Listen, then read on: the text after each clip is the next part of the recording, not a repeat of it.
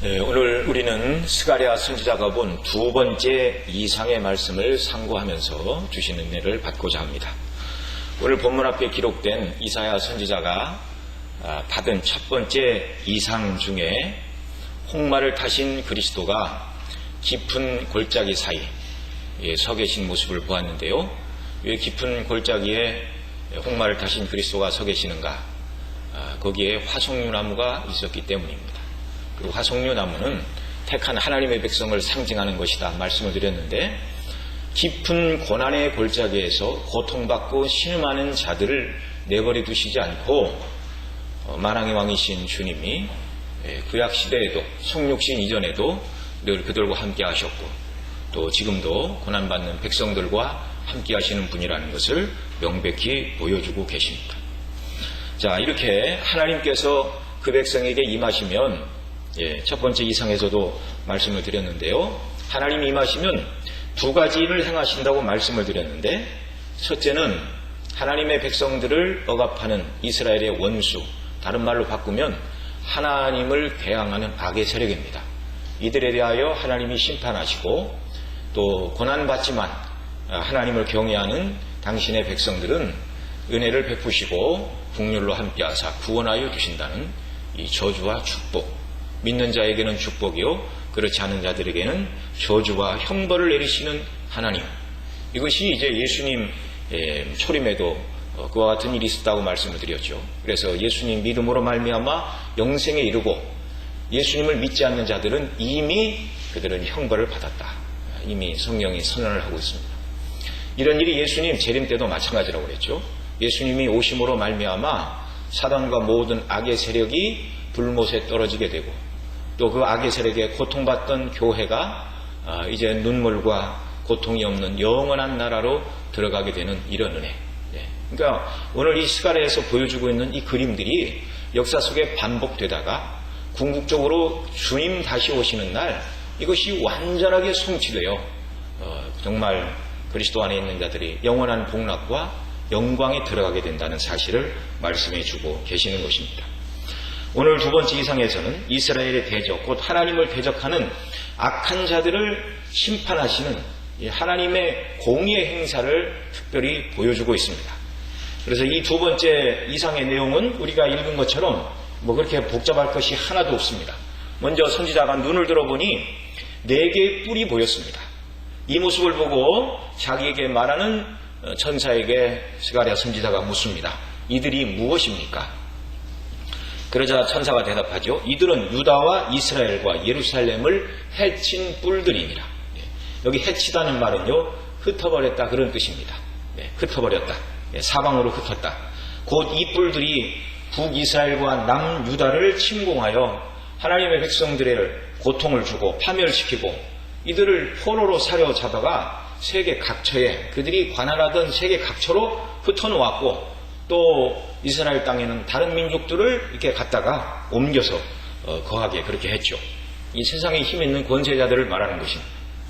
이 성경에서 뿔은 힘과 능력과 영광과 왕권의 상징으로 사용되고 있습니다. 우리 이걸 좀 찾아볼 필요가 있는데요. 다니엘 7장을 좀 보시겠습니다.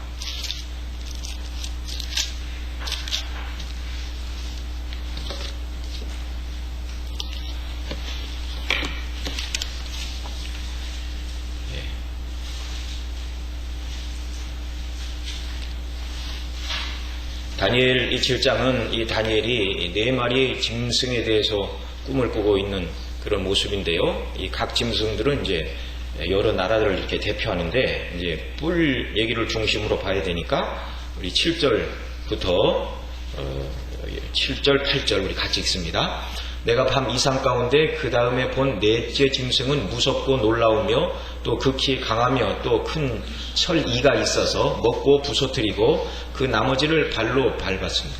이 짐승은 전에 모든 짐승과 다르고 또 10뿔이 있으므로 내가 그 뿔을 유심히 보는 중 다른 작은 뿔이 그 사이에서 나더니 먼저 뿔 중에 셋이 그 앞에 뿌리까지 뽑혔으며 이 작은 뿔에는 사람의 눈 같은 눈이 있고 또 입이 있어 큰 말을 하였느니라.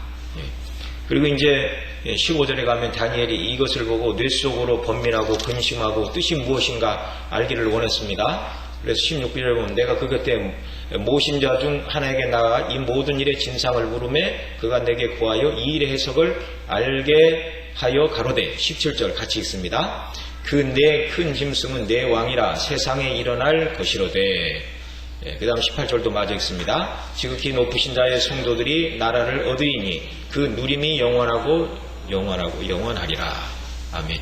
그 17절에 보면 이 큰 짐승은 내 왕이라 세상에 일어날 것이로되 그러면서 그 뿔을 가진 짐승들이 세상에 권세를 가지고 하나님의 백성들을 괴롭게 할 것을 말하고 있습니다. 그러나 여기 다니엘 7장에서도 18절에 보면 분명히 말하죠. 지극히 높으신 자의 성도들이 나라를 얻으리니 그 누림이 영원하리라. 결국 세상의 나라들이 권세를 얻고 두려운 짐승의 모습을 하고 하나님의 백성들을 역사 속에서 계속 핍박하고 이렇게 하지만 결국 이 모든 짐승들은 다 그리스도에 의하여 망하게 되고 결국 정말 하나님의 백성들이 영원한 나라를 얻게 된다라는 사실을 우리에게 말씀해 주시고 있습니다. 이 다니엘서 곳곳에서 계속 이것을 이렇게 말하고 있습니다. 다니엘 2장에서도 보면 큰 신상에 관한 꿈을 느부갓네살이 이렇게 꾸었습니다. 자기가 꾸고도 그 꿈이 무엇인가를 잊어버리고 이제 해석을 하라. 아무도 해석할 수 없을 때 다니엘이 나가서 하나님 주신 지혜로 그 꿈을 이제 설명을 하죠. 큰 신상을 봤는데 머리는 금머리, 그 다음에 가슴과 양팔은 은으로 되어 있고 그 다음에 이제 배와 허리는 노수로 되어 있고 두 다리는 철로 되어 있고 발끝 부분은 철과 흙이 섞여 있다.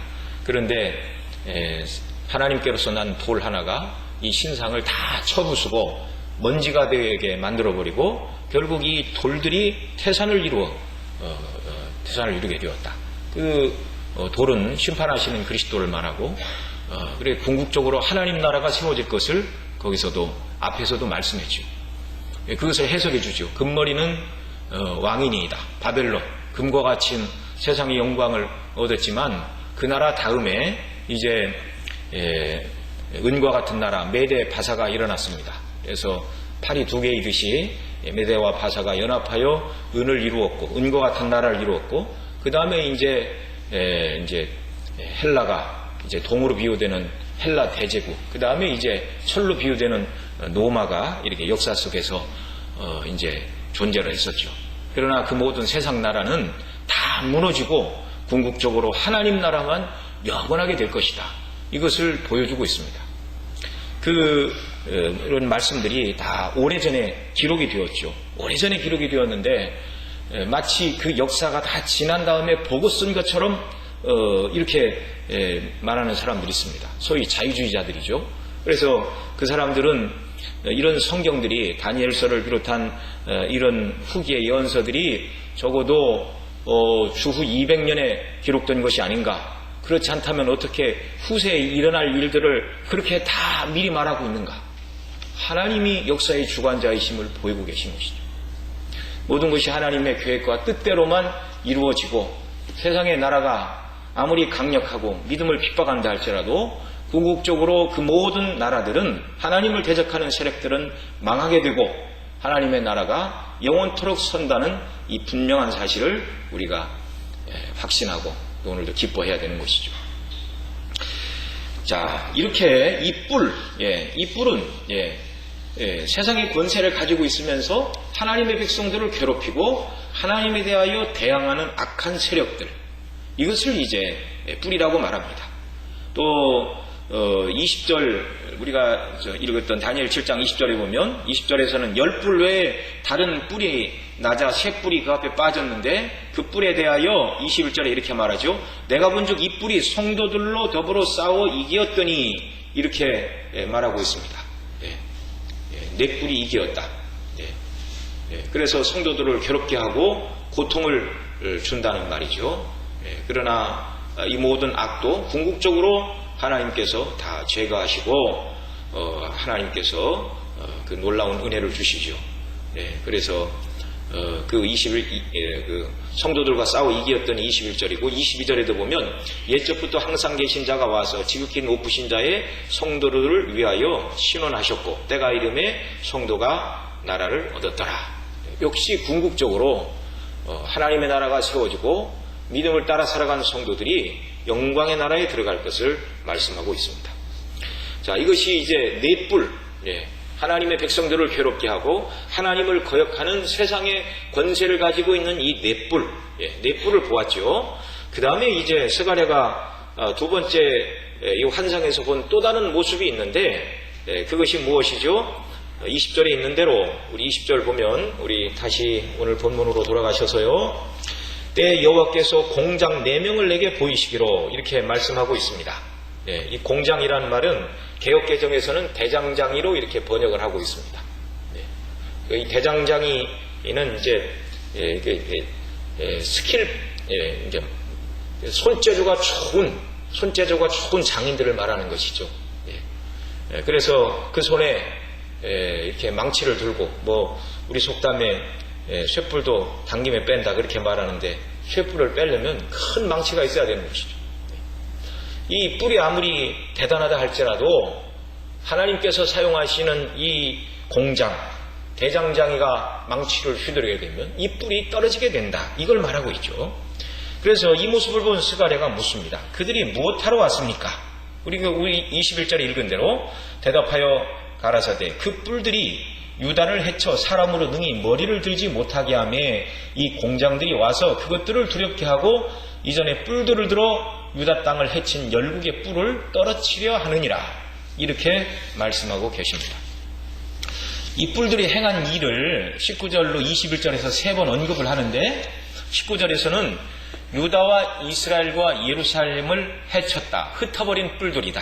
그렇게 말하고 있고요. 21절 상반절에서는 그 뿔들이 유다를 해쳐서 사람으로 능히 머리를 들지 못하게 했다. 이렇게 말씀하고 있죠. 머리를 들지 못하게 했다. 사람이 머리를 들어야 되는데 머리를 낮은 자리에 있는 사람, 종들은 주인 앞에서 머리를 들기가 어렵습니다. 그처럼 이 세상 권세자들이 하나님의 백성들을 능멸하고 억압하여 머리를 들지 못하게 했다. 이렇게 상징적으로 말하고 있죠. 또 21절 하반절에서는 이전에 뿔들을 들어, 그러니까 이 뿔이 이전에 유다 땅을 해치고 유다 땅을 해친 흩어버린 그 열국의 뿔들, 이제 그 뿔들을 뽑기 위하여 하나님께서 공장을 보내신다. 북이스라엘과 남유다 왕국이 정말 그 당시 권세를 가진 나라들로 인하여 침략을 받고 도시가 파괴되고 그들이 머리를 들 수 없었을 뿐만 아니라 세계 각처에 포로로 사로잡혀간 그런 일들이 있었죠. 다 이 유다 땅을 해친 이런 뿔들. 그러나 이제 하나님께서 때가 되자 이 뿔들을 떨어뜨리려고 4명의 공장을 하나님께서 세우셨다고 말씀하고 있습니다. 뿔이 4개인데 그 뿔을 떨어뜨리는 공장도 4명을 하나님이 보내고 계십니다. 하나님의 능력이 정말 모든 악한 세력들을 제어하신다는 것을 보여주고 있습니다. 그리고 이 말씀처럼 북이스라엘은 아수르에서 망했고 남쪽 유다는 바벨론에 의해서 망했죠.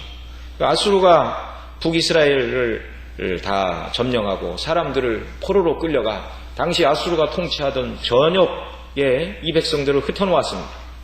바벨론 역시 마찬가지죠. 남유다를 멸망시키고 그들을 포로 잡아 자기들의 땅 곳곳에 다 그 백성들을 흩어놓았습니다. 이스라엘의 대적들은 아수르와 바벨론에 의해서 큰 고통을 당했지만 이들뿐만이 아니라 동서남북 사방에서 하나님의 백성들이 괴로움을 당했습니다. 여기 4뿔이라고 말하는데요.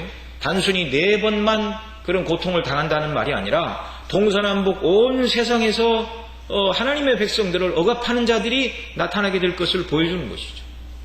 당시 이 모습은 오늘날 이 지상교의 모습과 별로 다르지 않습니다.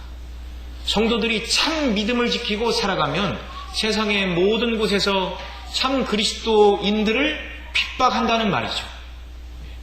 여러분, 우리가 이것을 잘 기억을 해야 됩니다. 그래서 성도들이 교회로 모여서 서로가 힘을 얻고 또 정말 교제함을 통하여 하나님께 영광 돌리고 또 예배를 통하여 힘을 얻고 세상에 나가 그리스도인으로서 바로 이렇게 서고 세상과 싸우는 일을 우리가 감당을 해야 되죠. 나 예수님 잘 믿는데 세상 모든 곳에서 환영을 받는다, 그렇게 말할 수는 없습니다. 남들이 우리가 예수님 잘 믿는 줄을 모르니까 핍박을 안 한다, 이렇게 바꿔 말해도 틀린 말이 아닐 것입니다. 정말 성경대로 믿고자 하는 성도들을 세상은 절대 내버려 두지 않는다는 말이죠. 자, 또한 실제적으로 이스라엘은 동서남북 사방에서 쳐들어오는 대적들 때문에 고통을 당했습니다.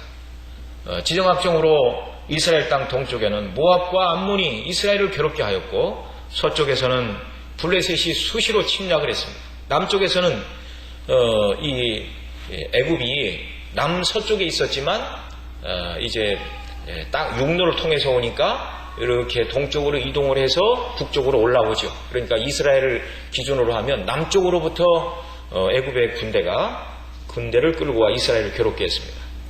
열왕기하 23장에 보면 애굽왕 바로 느고를 맞아 유다의 마지막 선한 왕이었던 요시아가 무깃도에서 바로 느고를 맞아 싸우다가 전사를 한 것을 기록해주고 있습니다.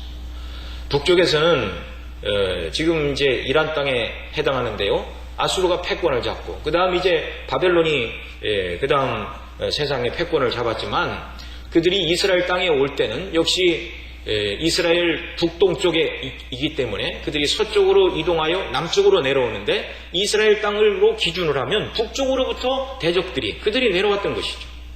이 동서남북 사방에서 그들이 항상 고난을 당했습니다. 과거에도 그랬고 지금도 그렇고, 세상은 하나님의 백성들을 멸시하고 무시하고 할 수만 있으면 삼켜버리고자 하는 것이죠. 여러분, 오늘 우리는 자유롭게 하나님을 예배하고 있지만 같은 민족인 저 북녘 땅, 휴전선 너머의 저 북녘 땅에는 신앙의 자유가 없습니다. 오늘도 예수님을 믿는다고 신앙을 고백하는 것이 발각이 되면 이 수용소로 끌려가야 되는 신앙의 자유가 없는 땅이죠. 정말 우리가 그들을 위해서 기도해야 되고, 또 우리가 살고 있는 이 땅도 계속해서 하나님께 영광을 돌리고 복음을 자유롭게 증거하고 광포하는 이런 은혜가 주님 오실 때까지 계속되게 해달라고 사모하고 기도하는 역사가 있어야 하는 것입니다. 자, 한편으로 이 뿔들은 하나님께서 쓰시는 도구들이었습니다.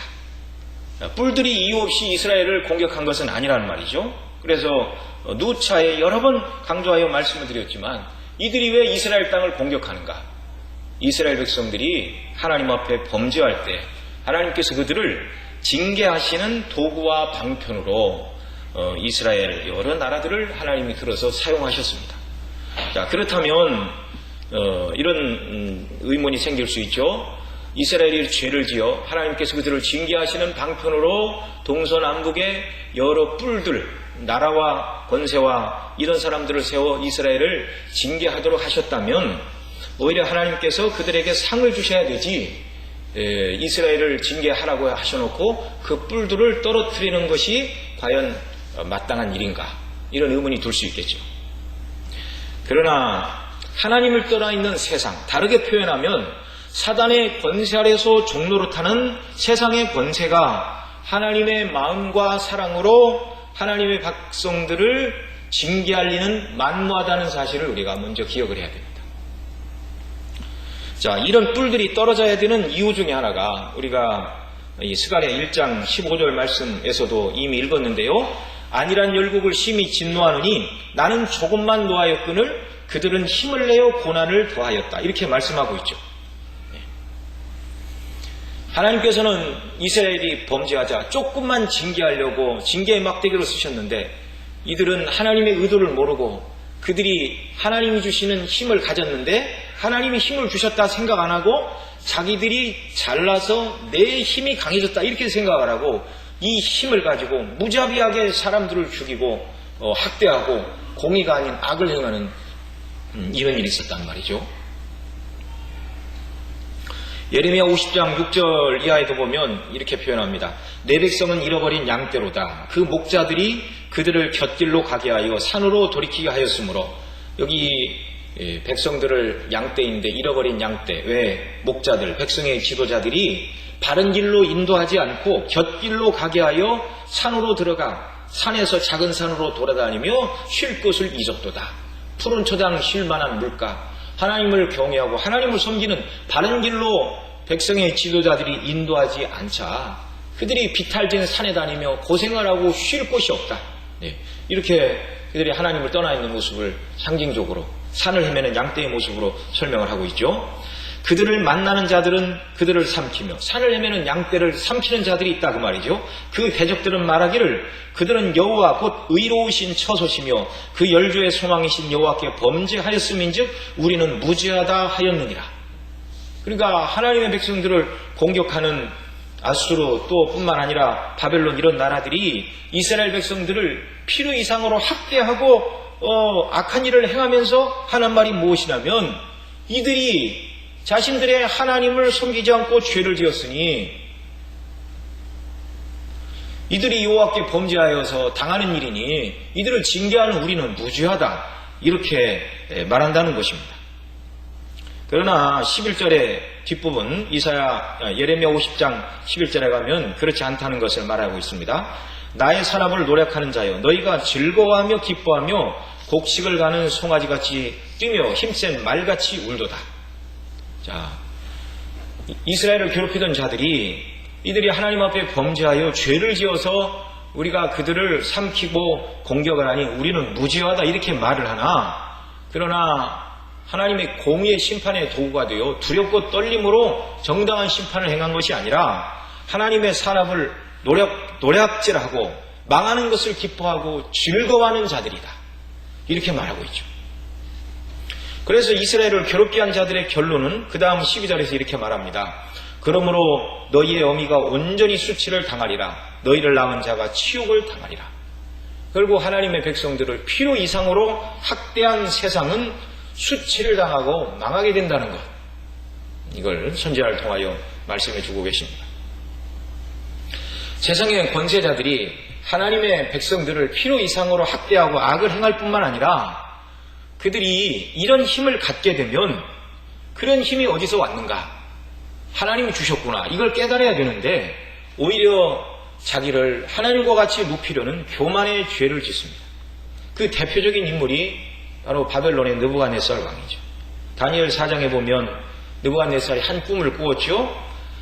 땅의 중앙에 한 나무가 있는데 고가 높더니 그 나무가 자라서 하늘에 닿았고 땅 끝에서도 보이는 나무, 잎사귀는 아름답고 열매는 많아 만민의 식물이 될 만하고 들짐승이 그 품에 있고 공중에 나는 새가 나무에 깃들이고 물에 혈기 있는 자가 거기서 식물을 얻을 만하더라. 그런데 한 순찰자가 와서 나무를 베고 가지를 찢고 또 잎사귀를 떨치고 열매를 해치고 짐승과 새들을 다 쫓아내고 구루터기만 남겨놓고 철과 노줄로 동이는 그런 꿈을 꾸었습니다. 이 꿈에 대하여 이제 다니엘이 설명을 해주죠. 이 나무는 바로 왕입니다. 왕이 자라서 견고하여지고 창대하여 하늘에 닿으시며 권세를 땅끝까지 미치게 될 것입니다. 그러나 왕이 교만하게 되면 하나님이 당신을 낮추셔서 나무를 베임과 같이 쫓겨나 들짐승과 함께 풀을 먹고 하늘 이슬에 젖게 되는 일이 있을 것입니다. 그러니 하나님 앞에서 겸손하고 공의를 행하고 죄를 속하시기 바랍니다. 이 경고를 받았습니다. 그런데 이 느부갓네살 왕이 그 경고를 받은 지 12달, 1년이 지나자 그걸 싹 잃어버리고 바벨론 왕궁위를 거닐 때 교만한 마음이 쑥 들어왔습니다. 그래서 뭐라고 말했습니까? 이 큰 바벨론은 내가 능력과 권세로 건설하였고 나의 도성을 삼고 이곳으로 내 위엄의 영광을 나타낸 것이 아니냐.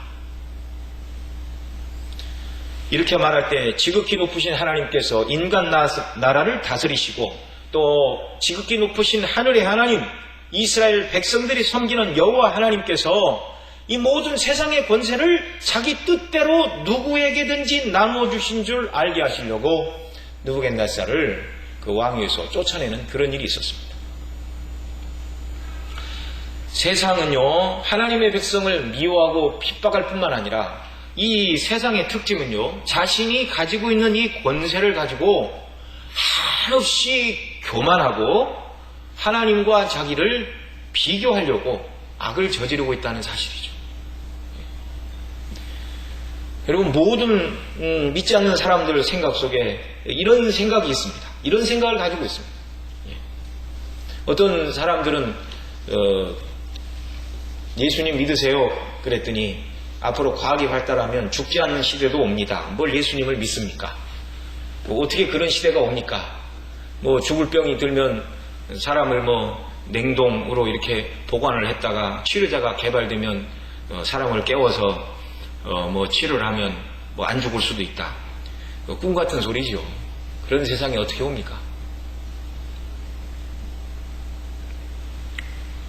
그 사람들 생각 속에 은근히 이 세상 사람들은 하나님의 권세와 영광을 인정하지 않고 자신의 지식과 능력으로 할 수만 있으면 자기가 모든 일의 최종 책임자요 결제자인 것처럼 그렇게 행동하려고 한단 말이죠.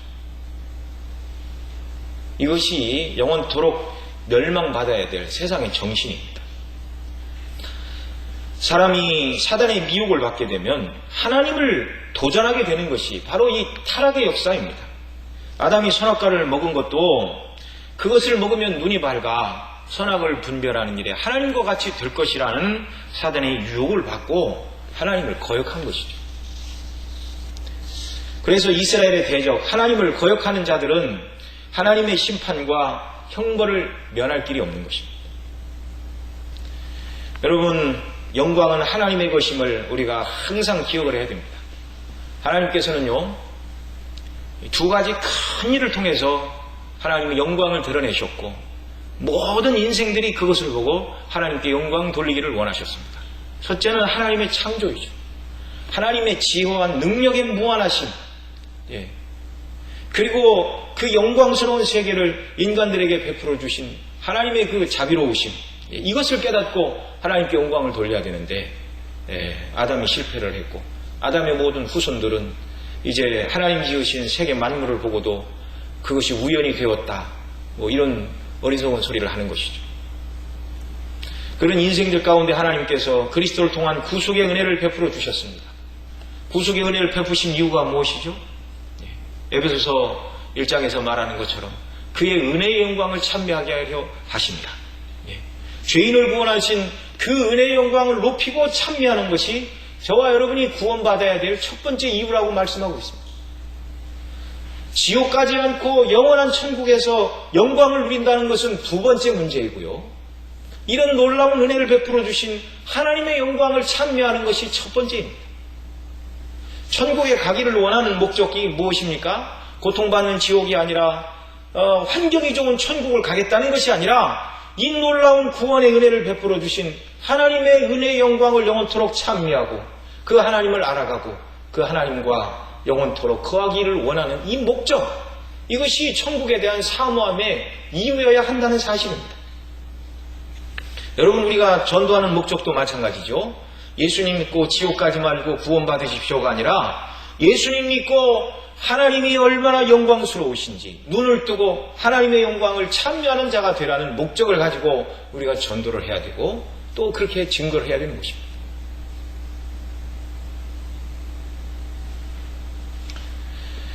자, 이제 스가랴가 본 이상 중에 4개의 뿔과 4명의 공장, 대장장이를 이렇게 보고 있는데 하나님을 거역하고 그 백성들을 괴롭게 하는 세상은 장차 망한다는 것입니다.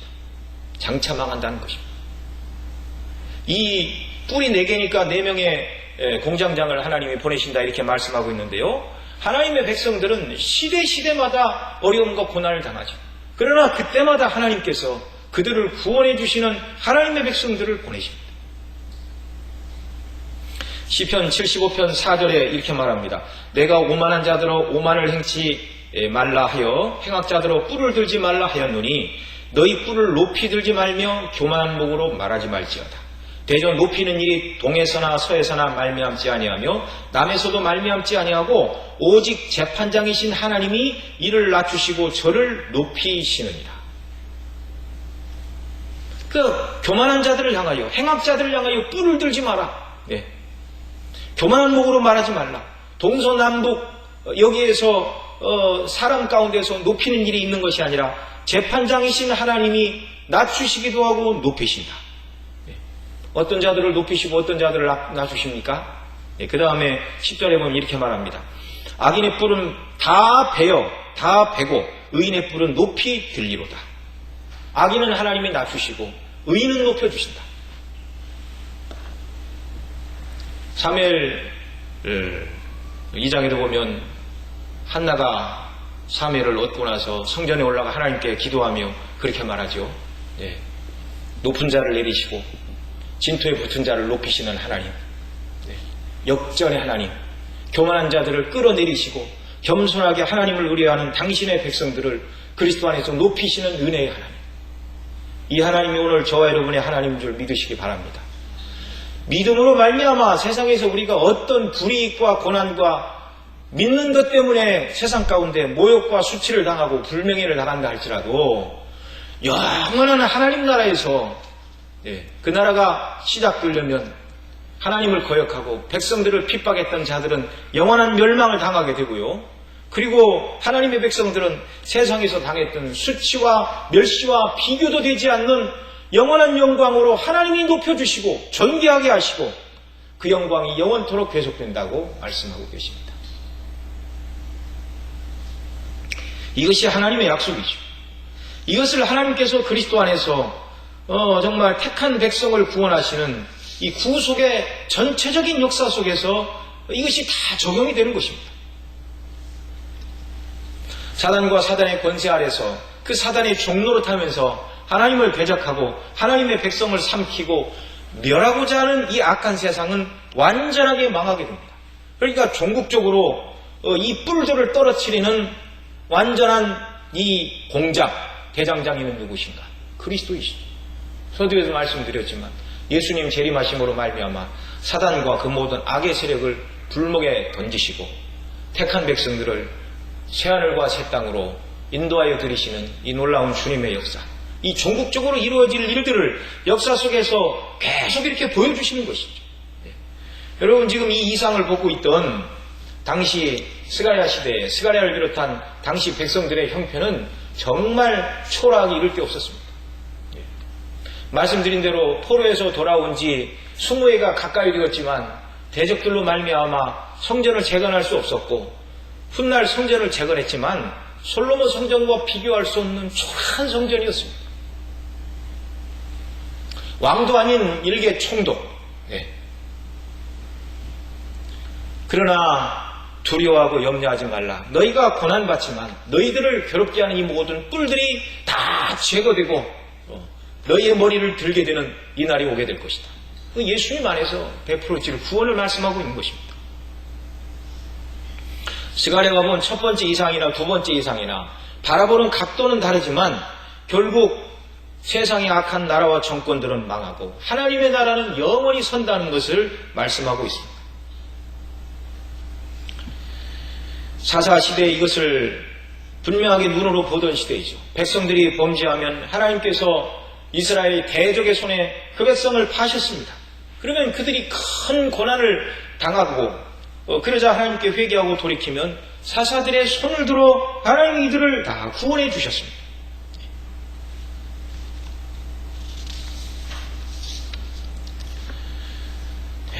여러분 하나님을 거역하고 하나님의 백성들을 핍박하는 모든 악한 세력들은 영원한 하나님의 진노와 심판을 면할 길이 없다는 걸 우리는 기억을 해야 됩니다. 사실 저와 여러분도 똑같이 세상 사람들과 함께 멸망당에 마땅한 자들이었죠. 그런데 예수님 때문에 우리에게는 이 하나님의 진노의 심판이 다 지나갔죠. 애굽에서 처음 유월절을 지킬 때 하나님께서 말씀하신 대로 양을 잡아 문 인방과 설주에 어린 양의 피를 발랐을 때 그날 밤 죽음의 사자가 문 인방과 설주에 피가 발라진 그 집은 지나갔습니다. 유월 지나갔다 그 말이죠. 영어로 패스오버. 사람이 죽어야 되는데 대신 어린 양이 죽었습니다.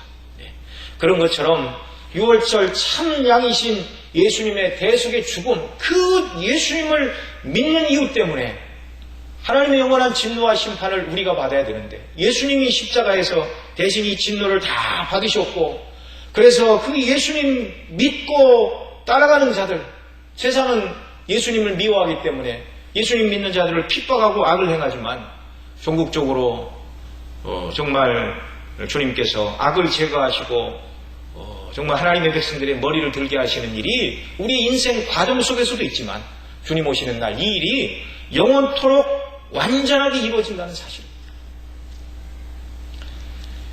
그러니 우리가 하루하루 예수님 믿고 이 땅을 살아가는 것의 의미가 무엇인가를 늘 기억을 해야 되죠. 그래서 우리가 살아가는 목적지가 어디인가? 바로 이 날입니다. 이 날과 이 영광의 나라. 하나님이 우리를 먼저 부르시면 그 영광의 나라에 들어가게 될 것이고요. 예수님이 재림하시는 역사의 종말도 마찬가지입니다. 이 믿는 자들에게는 영광과 축복의 날이지만, 하나님을 거역하는 모든 자들은 완전한 심판과 멸망을 받게 되는 그 날이죠. 이 두려운 사실이 예수님 때문에 저와 여러분에게는 한없는 위로요 축복의 날로 바뀌게 되었고, 오늘도 하나님께서 우리를 지키시고 은혜로 보존하신다는 이 약속을 붙들고 믿음으로 이 땅을 살아가며 오직 하나님의 뜻만 이루어진다. 오늘도 정말 고난받는 이 세상 가운데 화석류 나무와 같은 연약한 자들을 위해 홍마를 타신 그리스도가 친히 임재하여 지키시고, 세상의 뿔들이 우리를 괴롭게 하지만 그 뿔들을 떨치려고 하나님께서 공장들을 보내시고 그 백성들을 붙드신다는 이 약속을 가지고 정말 하나님을 경외함으로 살아가는 귀한 역사가 있기를 바랍니다. 기도하시겠습니다.